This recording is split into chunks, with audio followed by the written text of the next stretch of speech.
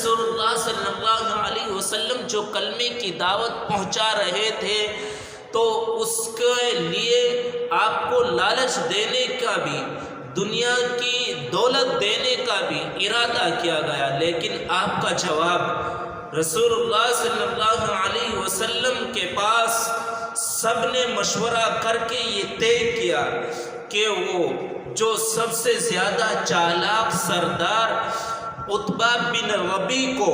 آپ کے پاس بھیجا تاکہ وہ آپ کو ہر قسم کی دنیاوی طمع دے، لالچ دے۔ شاید اس تدبیر سے آپ صلی اللہ علیہ وسلم اپنے دعوے سے خاموش ہو اور خاموشی کے ساتھ بیٹھ جائے۔ عتبہ ابن ربی آپ کی خدمت میں حاضر ہوئے، آپ مسجد میں نماز پڑھ رہے تھے، پاس جا کر کہا کہ بھتیجے تم حسب و نسب کے اعتبار سے ہم سب میں بہتر ہو، اس کے باوجود تم نے اپنی جماعت میں ایک تفریق ڈال دی ہے کہ ان کے معبودوں کو، ان کو برا بھلا کہتے ہو اور ان کے آبا و اجداد کو جاہل ٹھہراتے ہو۔ تم آج اپنے دل کی بات کہہ دو، یعنی جو آپ کے دل میں بات ہے وہ بتلا دو۔ عتبہ ابن ربی کہتا ہے اگر ان سارے قصوں سے تمہاری غرض یہ ہے کہ بڑی دولت جمع کر لوں تو سنو، ہم تمہارے واسطے اتنا مال جمع کر دینے کے لیے تیار ہیں کہ تم اہل مکہ میں سب سے زیادہ مالدار ہو جاؤ۔ اگر یہ چاہتے ہو کہ تمہیں سرداری حاصل ہو جائے تو ہم اس پر راضی ہیں کہ تمام قریش کا سردار بنا دے۔ آپ کے حکم کے بغیر کوئی کام نہیں ہوگا، اور اگر آپ کی غرض بادشاہت کی ہے تو ہم آپ کو اپنا سب کا بادشاہ بھی بنا سکتے ہیں، اور اگر تم معاذ اللہ کسی جن کا اثر ہے اور یہ اسی کا کلام یعنی وحی تم لوگوں کو سناتے ہو تو تم اس کے دفع کرنے سے عاجز ہو، اس کے روکنے سے قاصر ہو،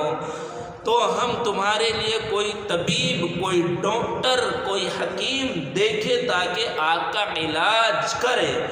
جب عتبہ اپنے کلام سے فارغ ہوا تو نبی کریم صلی اللہ علیہ وسلم نے اس کی ساری داستان کے جواب میں صرف ایک آیت قرآن کریم کی سنائی، جس کو سن کر عتبہ ہکا بک رہ گیا اور اپنی قوم میں واپس آ کر کہنے لگا خدا کی قسم آج تک میں نے ایسا کلام نہیں سنا کہ اس سے پہلے میں نے اپنی عمر میں، اپنی زندگی میں کبھی ایسا کلام نہیں سنا۔ اور کہا خدا کی قسم وہ نہ شاعر ہے، نہ وہ نجومیوں کا کلام ہے، نہ وہ سحر ہے۔ میری رائے تو یہ ہے کہ تم اس شخص حضور صلی اللہ علیہ وسلم کو تکلیف پہنچانے سے باز آ جاؤ کہ ان کا جو کلام میں نے سنا ہے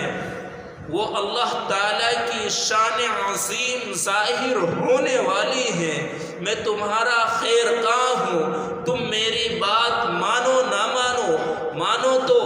اچھی بات ہے، اگر نہیں مانتے تو کچھ دن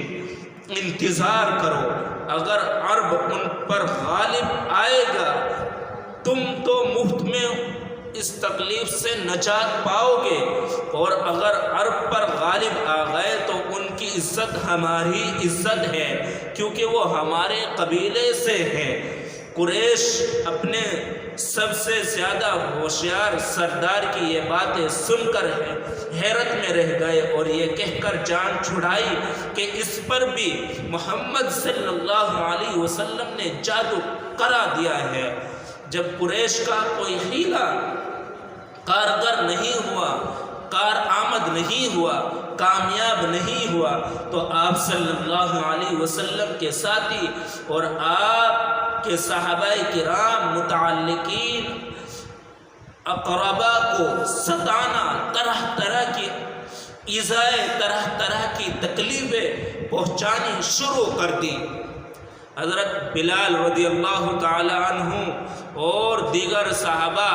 رضی اللہ تعالی عنہ کو بہت سخت تکلیفیں پہنچائی گئی۔ حضرت عمار بن یاسر کی والدہ ماجدہ اسی بنا پر نہایت دردناک طریقے سے شہید کی گئی۔ یہ سب سے پہلا